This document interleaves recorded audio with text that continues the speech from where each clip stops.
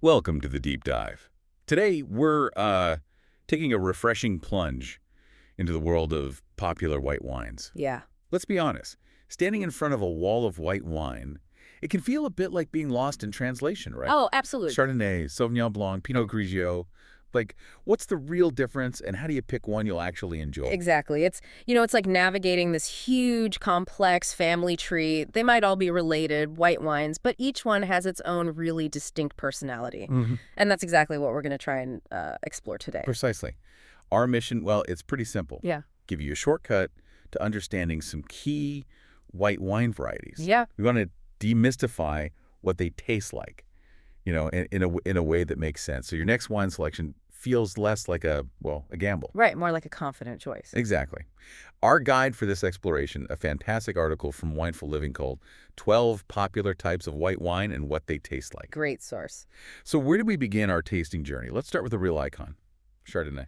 Chardonnay. Yeah. Brilliant starting point. It's often called the chameleon of the white wine world. Chameleon, I like that. And for good reason. Its flavor profile is incredibly adaptable.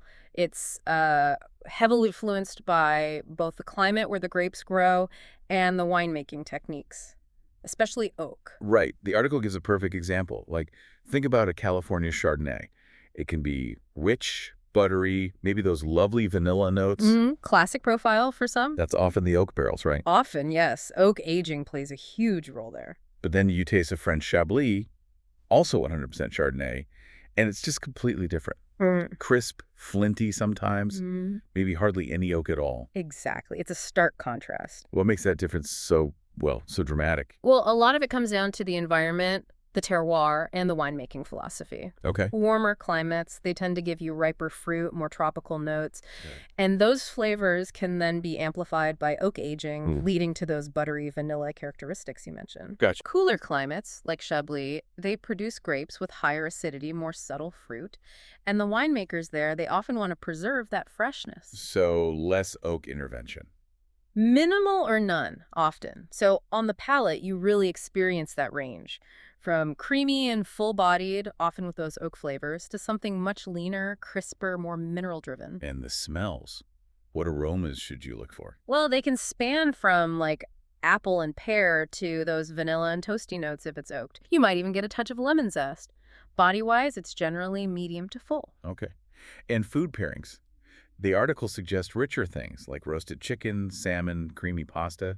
Seems about right. Yeah, those pairings work well with the texture and richness, especially of oaked styles. Now, the piece also points out Chardonnay can sometimes be confused with Viognier. Why is that? What's the overlap? The confusion mainly comes because Viognier also tends to have a richer mouthfeel, a fuller body. But, as we'll get to, Viognier usually boasts a much more intensely aromatic profile. Very floral. Think honeysuckle. That usually helps tell them apart. That's a helpful tip. Okay, let's shift gears completely. Sauvignon Blanc. Ah, yeah. The article calls this one the upbeat pop of white wines, bright, refreshing, hard to ignore. I can see that. That analogy really nails it, doesn't it? Sauvignon Blanc is definitely known for its vibrant aromatics and that refreshing sedatives of acidity. It's often recommended for people new to white wine because those characteristics are just so pronounced, you can really pick them out. Right. The author even mentioned their boyfriend's reaction, grassy, citrusy. Yeah, exactly. It's definitely not a shy wine. Not a wallflower, for sure. Now, like Chardonnay, where it's grown, really matters for Sauvignon Blanc, too. Oh, absolutely. Huge impact. Think about Sauvignon Blanc from, say, New Zealand. Okay. Often quite bold, bursting with tropical fruit like passion fruit. Those really distinctive herbaceous, grassy notes, very punchy. Where that New Zealand style is famous. Then compare that to a French Sauvignon Blanc, maybe from the Loire Valley, like Sancerre or Pilly-Fumé. Those can be more restrained, more focus on flinty minerality, a subtler fruit expression. So different personalities again. Definitely. But across the board, you can generally expect a dry wine with that signature crisp, high acidity. That's the thing that gives it that mouth-watering quality. And aromas, what might you smell? You'll often find lime, green apple, that unmistakable passion fruit we mentioned, and Yeah, that lovely, freshly cut grass scent. Body-wise? Generally light to medium-bodied. And food pairings that make it pop. Oh, it shines alongside fresh, lighter dishes. Goat cheese is like the classic pairing. Right. But it's also fantastic with grilled vegetables, sushi, shellfish, anything that wants that bright acidity. Gotcha. The article mentions it can be mistaken for Pinot Grigio. What's the key difference to look for there? Well, the main difference is that Sauvignon Blanc is typically much more aromatic. It has those herbaceous, sometimes tropical notes, whereas Pinot Grigio tends to be much more neutral, more subtle in comparison. Ah, okay. That makes sense. Now, speaking of Pinot Grigio, or is it Pinot Gris? Let's untangle that one. Yes, Pinot Grigio and Pinot Gris. Same grape variety, different names, often signaling a style difference. Okay. And as the article says, these wines are generally super approachable, really easy drinking. They're a popular choice, especially if you're just starting out with white wines. So what's the typical split between, Grigio and Gris? Generally speaking, Italian Pinot Grigio is known for being crisp, light, pretty straightforward. Okay. The kind of wine that's just perfect for casual sipping, maybe on a warm day. Right. French Pinot Gris, especially from Alsace, tends to be, richer, more aromatic, more pronounced fruit flavors, sometimes even a hint of spice or sweetness. Ah, so more complex maybe. Can be, yeah. And the article notes that Oregon has kind of carved out a nice middle ground, producing Pinot Gris wines that blend some of those characteristics. Interesting. So how does that translate to the taste? Think zesty and dry for the Grigio style. Moving towards something a bit more juicy, more fruit-forward with the Gris. And the aromas. You might pick up notes of citrus, pear, melon, sometimes a delicate floral character. Body-wise, light to medium range, usually. And food. What works well? Given its lighter profile, it's beautiful with light pasta dishes, various seafood preparations, fresh salads, softer cheeses, very versatile for lighter fare. And the potential confusion with Sauvignon Blanc again. They both have that refreshing quality. They do share a similar level of acidity, that crispness, which can sometimes cause confusion. Right. But it's really that pronounced herbaceousness, those green and sometimes tropical notes, that sets Sauvignon Blanc apart from the more subtle Pinot Grigio's. Okay, got it. Let's move on to a wine that, seems to carry some baggage. Riesling. The article calls it the misunderstood wine. Why misunderstood? Yeah, Riesling. The main misconception is just that all Rieslings are sweet. Oh. But in reality, Riesling is incredibly versatile. It can range from bone dry, like super sharp and dry, all the way to intensely sweet dessert wines. Wow, quite a spectrum. Huge spectrum. What really defines Riesling is its amazing balance between any potential sweetness and its naturally high acidity. Plus, its incredible ability to express terroir. Terroir again, yeah. That sense of place. Exactly. Really shows where it's grown. Right. The article mentions the German labeling system. Can you give us a quick, rundown of that? Because it can seem complicated. Sure. It can be a bit daunting. In Germany, you'll often see terms like trocken, which means dry. Okay, trocken, dry. Right. Then Cabernet, typically light-bodied, maybe slightly off-dry. Then it gets progressively sweeter. Spätlese, Auslese, Biernausslese, or BA, Eiswein, and Trocken Biernausslese, TBO. Wow. Okay. Lots of levels. Lots of levels. But it's really important to know that fantastic dry Rieslings are also made elsewhere. Think Alsace in France, Austria, Australia. Right. And these dry styles are gaining a lot of fans for their complexity and how incredibly food-friendly they are. So whether it's dry or sweet, what kind of flavors and aromas are typical for Riesling? You'll often find vibrant notes of apricot, peach, sometimes a touch of honey, especially in sweeter or older ones. Okay. And a fascinating thing that can develop in some aged Rieslings is this subtle aroma. Some people call it petrol-like. Petrol, really? Yeah, it sounds weird, but it's actually considered a sign of complexity and quality by many enthusiasts. Oh, interesting. And as the article points out, it almost always has that signature high acidity, regardless of sweetness. And typically, it's a light-bodied wine. And food pairings. Sounds like it could handle a lot. It truly can. That interplay of sweetness and acidity makes many Rieslings, especially off-dry ones, an exceptional match for spicy food. Oh, right, like Thai or Indian? Exactly. Yeah. Also great with pork, duck, even salty blue cheese. That sweet-acid combo is magic with spice and richness. Now, the confusion with Moscato. That makes sense. People only think Riesling sweet. What's the main difference? Well, while both can have sweetness, Riesling generally has much more pronounced acidity. It gives it structure. and usually a more intricate range of flavors and aromas compared to Moscato, which tends to be a bit lighter and simpler, more straightforwardly fruity and floral. Okay, speaking of Moscato, let's dive into that one. The article describes it as perfect for people who don't normally enjoy wine. What makes it so approachable? Moscato, yeah. Usually made from the Muscat grape. It's known for its gentle sweetness, often a pretty low alcohol content, and sometimes a delicate fizz, little spritz. All right. Those characteristics make it very easy to drink, really appealing, especially if you find drier wines may be a bit challenging. Plus, it has this wonderfully fragrant, aromatic profile. The article specifically mentions Moscato d'Asti. What's special about that one? Moscato d'Asti, from Asti in Italy, yeah. Yeah. Probably the most famous style. It's lightly sparkling. The Italians call it frizzante. Frizzante, nice. And it's just bursting with lovely floral aromas, especially orange blossom, along with those signature peach and nectarine notes. It's very aromatic. And the article mentions it's not just for dessert. Right. Despite its sweet reputation, that sweetness and aroma can actually work surprisingly well with certain savory foods too, like spicy dishes. Interesting.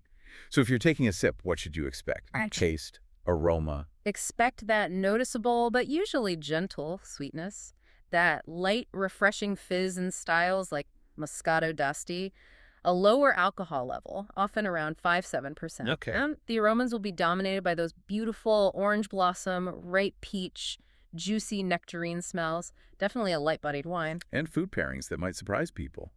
Beyond fruit tart. Yeah, definitely try it with spicy food, some Asian cuisines, even spicy barbecue. The sweetness can cool the heat, and the fruitiness complements the spices. And how does it differ from Riesling, just to nail that down? The shared sweetness is the main confusion point, but Moscato typically lacks the higher balancing acidity and that broader spectrum of flavors like the mineral or petrol notes you might get in Riesling. Moscato is more about upfront sweet fruit and flowers. Okay, that's clear. Let's explore a variety. The article says, might not be as famous, but it's absolutely worth discovering. Chenin Blanc. Ah, Chenin Blanc. Yes, a fascinating grape. Rich history, especially in France's Loire Valley, think Vouvray, Savennières. Right. And it's also found a really successful second home in South Africa, where they sometimes call it Steen. Steen, yeah. Its defining characteristic is just remarkable versatility. It can make wines from bone dry and crisp, really searingly acidic sometimes, to lusciously sweet, complex dessert wines that can age for decades. Wow, another versatile one then. What are the key things to look for in a good Chenin? The hallmark is often its bright, zippy acidity. Even in sweeter styles, the acidity is usually prominent. And it often has a really interesting textural element, sometimes slightly waxy or woolly. Okay. Flavor-wise, drier styles often show green apple, quince, citrus. Sweeter versions bring out richer honey, apricot, marmalade characteristics.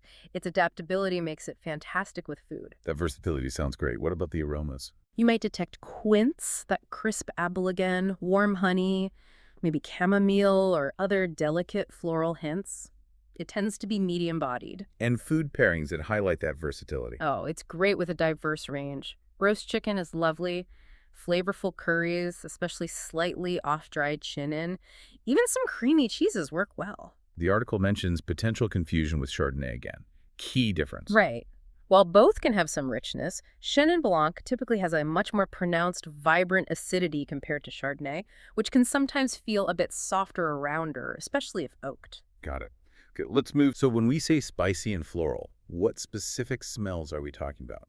It sounds exotic. Think intense aromas of lychee, that's a classic Gewürz note, Yeah. delicate rose petals, and exotic spices like ginger, maybe allspice or clove. Very fragrant. Wow. Interestingly, it typically has lower acidity than many other whites we've talked about. Okay. Less singy then. Less singy, yeah. Which contributes to its fuller, richer feel in the mouth. It often feels quite textured. While it's often made in a slightly off-dry style, giving it a hint of sweetness, dry versions do exist, especially in Alsace. And taste-wise, does it follow through on that aromatic promise? Yes, definitely. You'll find those distinctive spicy notes, ginger, maybe cinnamon, and the floral lychee character carrying through onto the palate.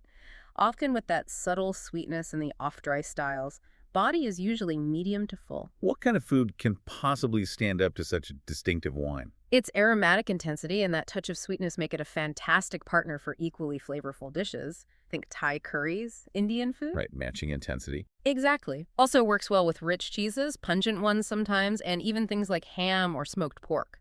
The article mentions confusion with Moscato. What's the overlap and the key difference there? Well, both can exhibit some sweetness and lovely floral notes. That's the overlap. Okay. However, Gewürztraminer's signature spicy character, that ginger, those exotic notes, and its fuller, richer body really set it apart from the lighter, more purely fruity and often fizzy profile of Moscato. Gotcha. Spiciness is key for Gewürz.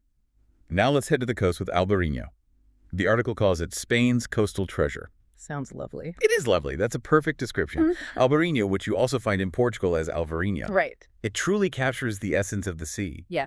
Bright, zesty citrus character, and a subtle but very distinctive saline, salty note. It's incredibly refreshing. Salty. In a wine. Yeah, a hint of salinity or minerality that really evokes the coast.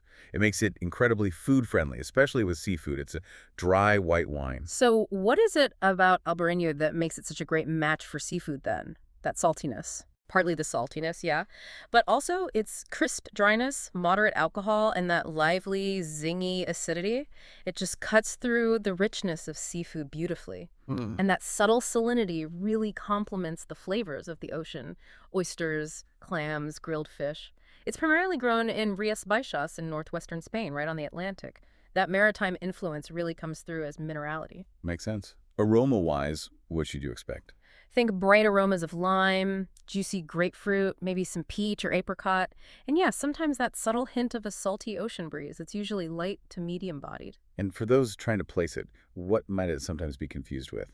Sauvignon Blanc is probably the most likely candidate. Okay. Because they both share those zesty citrus flavors and bright acidity. However, Albarino often has that unique saline quality, that hint of the sea, which helps distinguish it, and maybe less of the strong green or grassy notes of Sauvignon Blanc.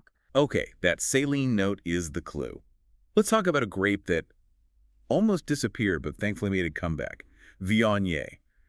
The article mentions its seductive floral perfume. Viogner's revival is a great wine story, yeah. It was really close to extinction in its home in the northern Rhone in France. Wow. But thankfully it's bounced back. It produces white wines with an incredibly fragrant floral character, that perfume, and a rich, almost luscious texture that really sets it apart. What makes it so distinctive then, that perfume and texture? It's the combination. You get these intense aromatics, think honeysuckle, ripe apricot, sweet peach, maybe tangerine or other floral notes like violet sometimes. Very aromatic. Very.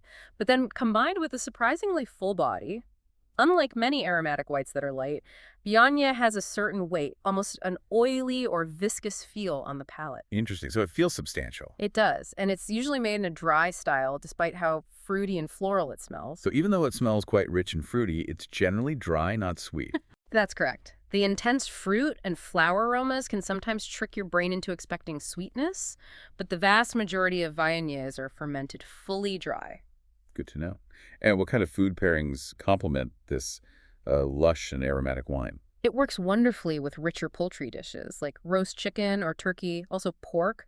Creamy sauces are great with it, even some delicately spiced foods like Moroccan tagines or mild curries. Okay. And the potential confusion with Chardonnay again? Right. Well, both can be full-bodied white wines, but Viognier is typically much more perfumed, much more expressive on the nose with those distinct floral honeysuckle, violet, and stone fruit notes like apricot. Chardonnay is often more about orchard fruit, citrus, and maybe those oak-derived notes like vanilla or butter if it's oaked. Viogner's perfume is usually the giveaway. Perfume versus maybe butter. Got it. Yeah. Moving on to Austria's star white grape, Gruner Veltliner. Gruner, yes. The article highlights its distinctive white pepper note. It's definitely been gaining well-deserved international recognition. And that characteristic hint of white pepper spice, right on the finish often, alongside fresh, vibrant green flavors and a really lively acidity, that's what makes it so unique and appealing. So when you taste a Gruner Veltliner, what kind of flavors and aromas are you typically looking for besides the pepper? You'll often find a really refreshing combination of fruit, like crisp lime and green apple. Sometimes some interesting, subtle vegetal notes like green peas, lentils, or even a touch of radish or celery.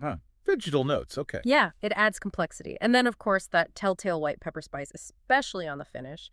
It's typically a dry wine with good zippy acidity, makes it an excellent partner for food. The article mentions sommeliers often choose Gruner for tricky food pairings. Why is that? Well, it's a unique combination. You've got fruit, Those savory or vegetal hints, the spice, and that refreshing acidity, it makes it incredibly versatile. It can handle things that other wines struggle with. Great with vegetable-heavy dishes, asparagus even, which is famously difficult, many Asian cuisines, and of course, the classic Austrian pairing, Wiener Schnitzel. Wiener Schnitzel, okay. Yeah. And how might someone tell it apart from Sauvignon Blanc? They both sound kind of zippy and maybe a bit green. They do share a certain refreshing brightness, definitely, but that distinctive white pepper note in Gruner Veltliner is really the key differentiator. The pepper again. Yeah. Sauvignon Blanc tends to lean more towards those overtly grassy, gooseberry, or tropical fruit aromas, whereas Gruner has that peppery spice and sometimes those lentil or green bean notes. Okay, look for the pepper. We're nearing the end of our white wine tour with Semillon. The article calls it the chameleon's companion. My companion. Semillon. Yeah, it's a crucial blending partner in many famous white wines, especially in Bordeaux, where it's blended with Sauvignon Blanc to make both dry whites and the legendary sweet wines of Sauternes. Ah, right, Sauternes. Exactly. On its own, though, Semillon offers a unique, slightly waxy texture and a more subtle flavor profile. But what's fascinating is how it evolves with age. It can transform dramatically. How does it change as it gets older in the bottle? Well, young Semillon can be quite neutral, maybe some delicate citrus, lemon, green apple notes. Okay. But as it matures, and this is especially true for the unoaked styles from Australia's Hunter Valley, which are world famous, it develops these rich, complex characteristics. Notes of honey, toasted nuts, lanolin, like wool wax.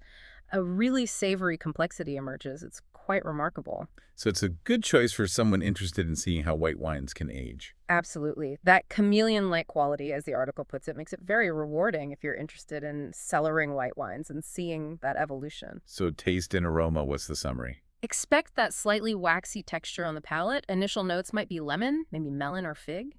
As it ages, those more complex aromas of honey, lanolin, beeswax, toast can emerge. Style-wise, it ranges from dry to very sweet. The body is generally medium to full. And food pairings. It pairs beautifully with shellfish, richer fish, roasted poultry, and dishes with creamy sauces. The texture works well there. The article mentions potential confusion with Chardonnay one last time. Key difference. Okay, yes. While both can have a fuller body, Semillon tends to have a softer acidity than Chardonnay often does. Yeah. And Semillon has that distinctive waxy texture, which is quite different from Chardonnay's profile, whether it's crisp or creamy from oak. Waxy texture, softer acid. Got it. Finally, let's talk about what the article calls an underrated Italian gem. Verdicchio. Verdicchio, yes, a delightful Italian white that definitely deserves more recognition. It mainly comes from the Marche region on Italy's Adriatic coast. Okay. And it offers really refreshing citrus flavors and this subtle but very characteristic almond-like finish. That slightly bitter almond note is quite typically Italian. Almond finish, interesting. And the name Verdicchio, does that mean something? Yes, it comes from the Italian word verde, which means green. Which refers both to the slight greenish tinge the wine can sometimes has in the glass, and also to its overall fresh, vibrant, sort of green fruit character. So when someone tries Verdicchio, what can they typically expect? Well, simpler, younger Verdicchios are bright, crisp, citrusy, think green apple, lemon, very refreshing. Okay. But there are also Reserva versions, which are aged longer, often with some lees contact, and these can develop more complexity, more texture, and a more pronounced nutty almond quality. It's generally a dry white wine. And the aromas. Look for notes of green apple, that distinctive almond character, maybe some herbal notes, and refreshing citrus. It's typically light to medium bodied. And food pairings that really suit its Italian character. Oh, it's a natural match for Italian coastal cuisine. Grilled fish, seafood risotto, fritto misto, also great with various antipasto. Sounds delicious. And how might it differ from, say, Pinot Grigio, another popular Italian white? Well, while both are often crisp and refreshing Italian whites, Verdicchio tends to have a more savory edge. That slightly bitter almond note on the finish gives it a different character compared to the often more neutral, straightforward fruitiness you find in many basic Pinot Grigios. Verdicchio often has a bit more substance and complexity, so we've covered a lot of ground there. 12 different wines. We really have. And ultimately, exploring this world, the world of white wines, is just a deeply personal journey. As the article wisely points out, there are truly no wrong answers. Exactly. It all comes down to your individual preferences. What tastes good to you? What brings a smile to your face? What delights your palate? That's what really matters. Absolutely. Yeah. The very best way to discover your own favorites is simply to, well, taste more wines. Pay attention to what you enjoy and maybe try to figure out why. Yeah, and starting with a casual tasting at home, maybe get a few different bottles with friends, that can be a really fun, low-pressure way to compare styles side by side. See what resonates. Mm-hmm. Great idea. And while understanding some of these markers we talked about, acidity, body, oak, key aromas, while that can certainly help guide your exploration, Sure. you don't need to feel like you need a sommelier diploma just to pick out a wine you'll love. Trust your taste. Absolutely. And it's also really important to remember context, especially food. What you're eating with the wine can dramatically change how you perceive it, your overall enjoyment. That's so true. A wine can taste completely different with the right dish. Exactly. So here's a final thought for you, the listener, to maybe ponder.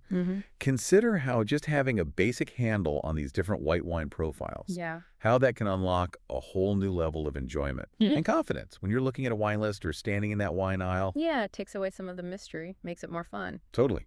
And who knows? Your next undiscovered favorite bottle, that perfect white wine for you, it might be just around the corner waiting to be found. Cheers to that and happy exploring.